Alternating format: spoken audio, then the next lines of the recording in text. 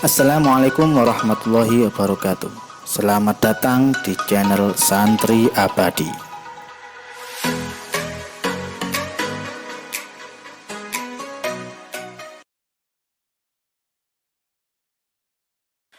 Assalamualaikum warahmatullahi wabarakatuh.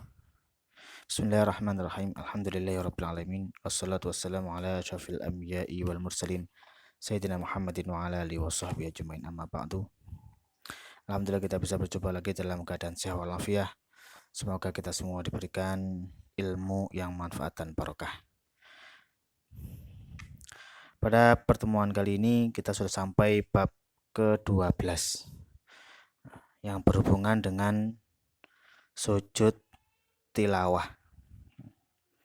Apa itu sujud tilawah? Sujud tilawah adalah satu sujud yang disunnahkan ketika membaca atau mendengar ayat sajadah. Di dalam Al-Quran ada beberapa ayat sajadah. Kalau kita membaca ayat tersebut atau kita mendengar ayat tersebut, maka kita disunnahkan untuk melakukan sujud yang namanya sujud tilawah. Sujud bisa dilakukan di dalam sholat dan di luar sholat. Jadi sujud tilawah ini cuma satu sujud saja. Beda kalau kemarin masalah sujud sahwi itu kan ada dua sujud. Kalau sujud tilawah itu cuma satu sujud saja. Dan sujud ini bisa dilakukan di dalam sholat atau di luar sholat. Kalau kita di dalam sholat, bertepatan kita membaca ayat sajadah, maka kita di dalam sholat tersebut disunnahkan untuk sujud tilawah. Atau ketika kita di luar sholat, ketika kita membaca Al-Quran, kita bertepatan membaca ayat sajadah, maka kita juga disunnahkan untuk sujud tilawah. Jadi sujud tilawah ini bisa dilakukan ketika dalam keadaan sholat atau ketika di luar sholat. Bagaimana cara sujud tilawah? Sujud di dalam sholat. Kalau praktek sujud tilawah di dalam sholat, yaitu ketika membaca ayat sajadah, langsung sujud kemudian berdiri lagi. Contoh salah satu dari ayat sajadah yang terdapat dalam surat Al-Alaq, ayat terakhir yang berbunyi kalla la tuti'ahu wasjud waqtarib, itu kan ayat sajadah.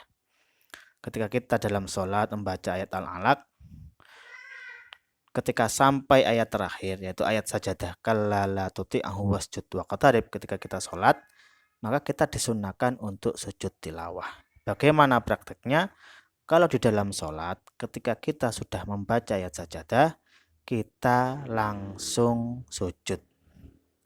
Jadi langsung saja Allahu Akbar, langsung sujud. Habis sujud kemudian berdiri lagi. Allahu Akbar. Jadi habis sujud langsung berdiri lagi. Cuma sujud sekali saja. Habis sujud langsung berdiri. Itu praktek ketika sujud tilawah dilakukan di dalam sholat.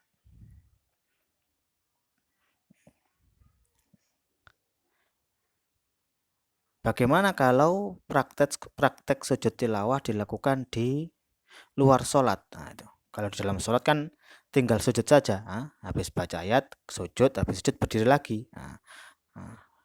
Habis berdiri lagi, seandainya yang dibaca tadi itu ayat terakhir kalla la tuti'hu wasjud waqtarib, ya habis berdiri lagi ya kemudian ruku. Itu aja.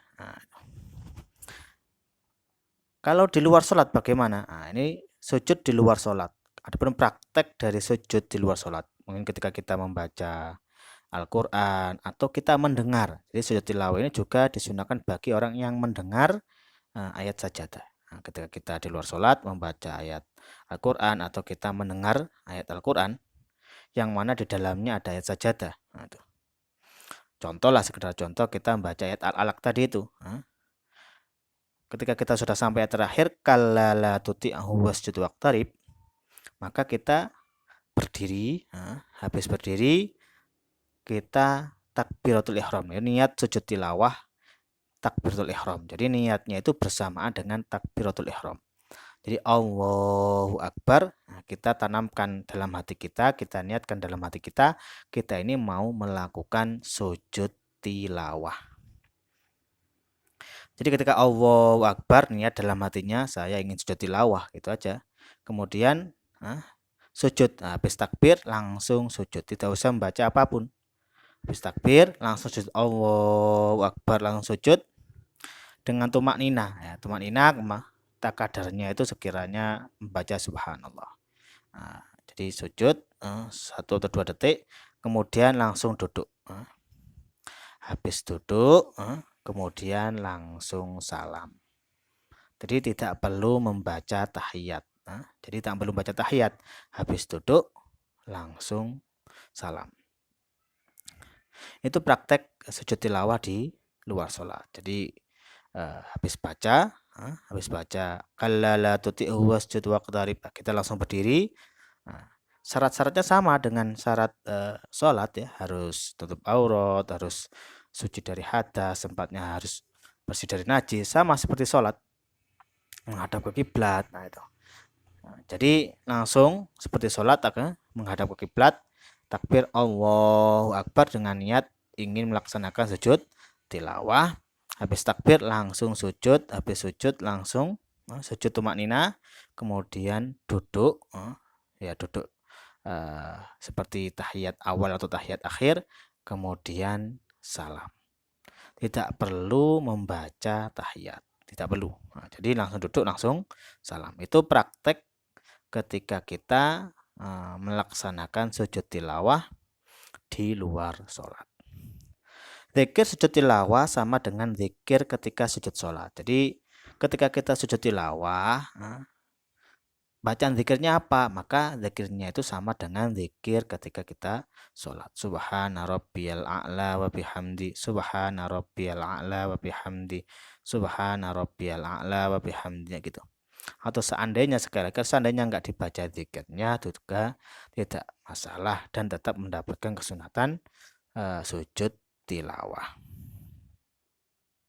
Nah, catatan.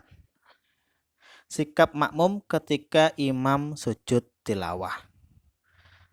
Dalam sholat berjamaah, ketika imam melakukan sujud tilawah, bagaimana sikap makmum? Yang pertama, jika makmum mengetahui imam sujud tilawah, maka makmum harus mengikutinya. Jika makmum tidak mengikutinya, sholatnya bisa batal. Jadi sujud tilawah ini jika dilakukan oleh imam, maka makmum harus mengikutinya. Walaupun sujud tilawah itu hukumnya sunnah, akan tapi ketika dilakukan oleh imam, sujud tilawah ini dilakukan oleh imam, maka makmum harus mengikutinya. Makmum yang mengetahui, contoh kalau kita sebagai makmum, kita tahu imamnya ini sujud tilawah, maka kita sebagai makmum harus mengikuti imam. Seandainya kita tidak mengikuti, padahal kita tahu bahwa imamnya itu sujud tilawah, maka sholat kita bisa batal.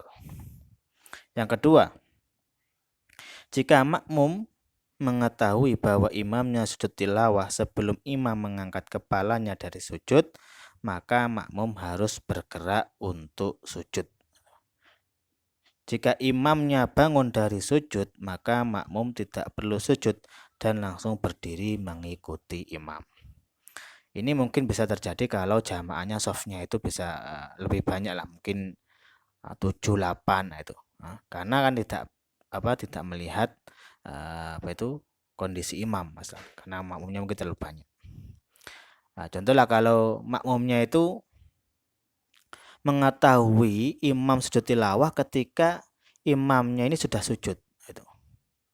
Jadi imamnya kondisi sudah sujud, baru makmumnya ini tahu bahwa imamnya ini sujud tilawah.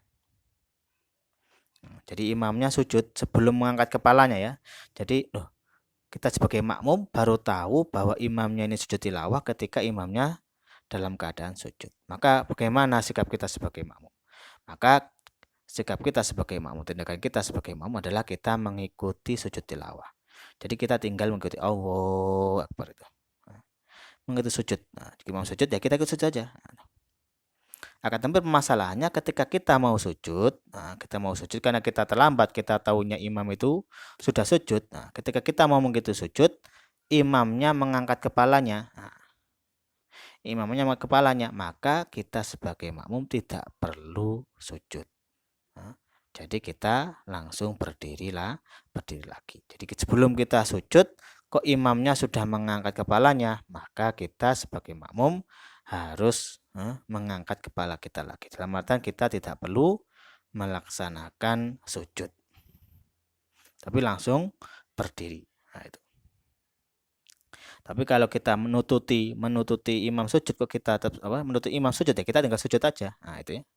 Tinggal sujud aja. Jadi imamnya kita mengetahui imamnya kok sujud ini ya. Kita tinggal sujud aja. Nah, permasalahannya kalau kita mau sujud, imamnya sudah mengangkat kepala, maka kita tidak perlu sujud. Kita berdiri lagi, gitu. Dan langsung mengikuti imam, tidak perlu sujud. Itu keadaan yang kedua. Keadaan yang ketiga, jika makmum mengetahui bahwa imamnya sujud tilawah setelah imamnya mengangkat kepalanya dari sujud.